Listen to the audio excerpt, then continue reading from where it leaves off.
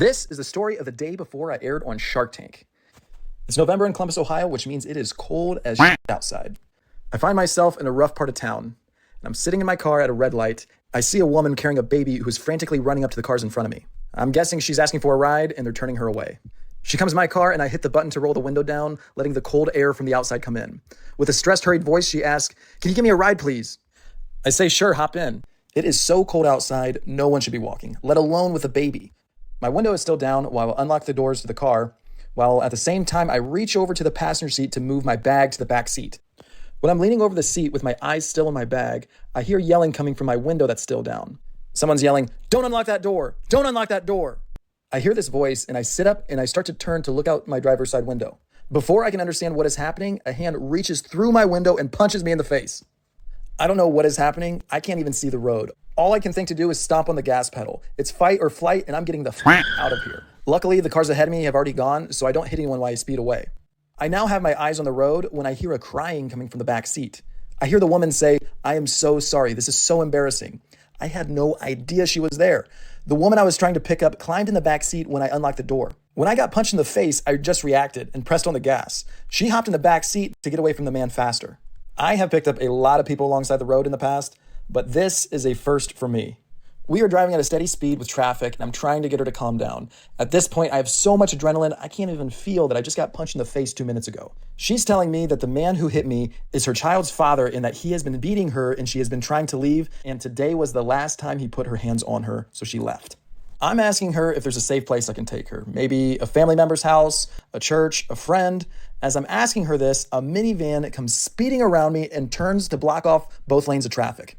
I slam on the brakes and see the man who punched me minutes ago abandon his car in the middle of the street and is now sprinting towards my car. At this moment, it was like time froze and everyone was watching me and this man in the street. I realize what is happening and I quickly turn the car around and stomp on the gas to get away as fast as possible. I do not care about any driving law right now. If a cop were to pull me over, it would be the best thing that could happen to me right now. The man got back in his minivan and is now chasing us. We are speeding down a two-way street and he goes in the lane against traffic to yell at me to pull over.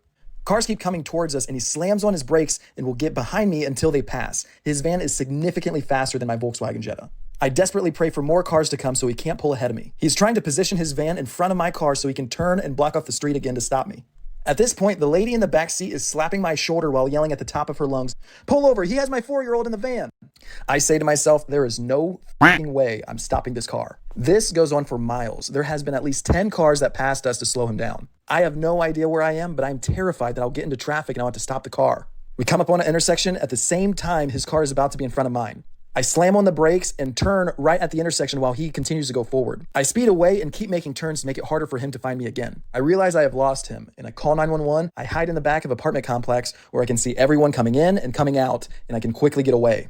I'm on the phone with the police and it's very clear that a lot of people have been calling them about this man in the minivan. We sit waiting for the police and what was only 15 minutes felt like hours. 2 policemen come and they ask me if I want to press charges on this man. I tell them no and they keep pushing me to press charges and I say, "Look, I don't have time." They were telling me that I would have to do a few things the next day if I wanted to press charges. I said, "Really, I don't have time tomorrow."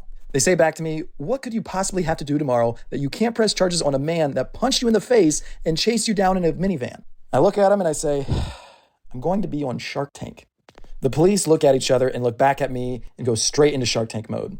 One asks, "So what's your product?" The other one asks, "How much are you asking for?" Back to the first one, "So how much you got in sales so far?" Before they can rattle off any more questions, I say, "Look, I'm not going through the pitch again. All I'm trying to do is give this lady a ride, but I would gladly have you guys at our viewing party tomorrow if you want to come." They say they can't make the party, but they'll call me tomorrow and give me more information about the man in the minivan. They take the woman and the baby away in a police van to somewhere safe. The police call me the next day and they tell me they identified the man in the minivan. He was recently released out of prison for first-degree murder. Chills ran down my body when I heard this. A lot went through my mind after the event. Maybe I should have stayed and fought him or done things differently. But knowing that he may have had a weapon made me feel like I made the right decision. They tell me if I press charges, he will know my name. I did not want him to know anything about me, so I declined. They told me that she was planning on pressing charges and this would put him in prison again and that she would be safe. After thinking about it, the baby the woman was carrying may have not been his. The baby was only 4 months old. He would have been in prison at the time the baby was conceived. None of this is my business, but this is what my mom thought when I told her the story. When I tell people this story, they think I'm crazy. They're right. This was f***ing crazy, and I am f***ing crazy. Sometimes I wonder what it would be like to be the lady in the cold with a baby. What was going through her mind? I've had hard times, but nothing like she was going through. I'm not telling you all of this to motivate you to pick up random people alongside the road. I'm telling you this because I want to leave you with the question: what is the most extreme thing you would do for a stranger in need? Or better yet, what's the most extreme thing you would want a stranger to do if you were in need?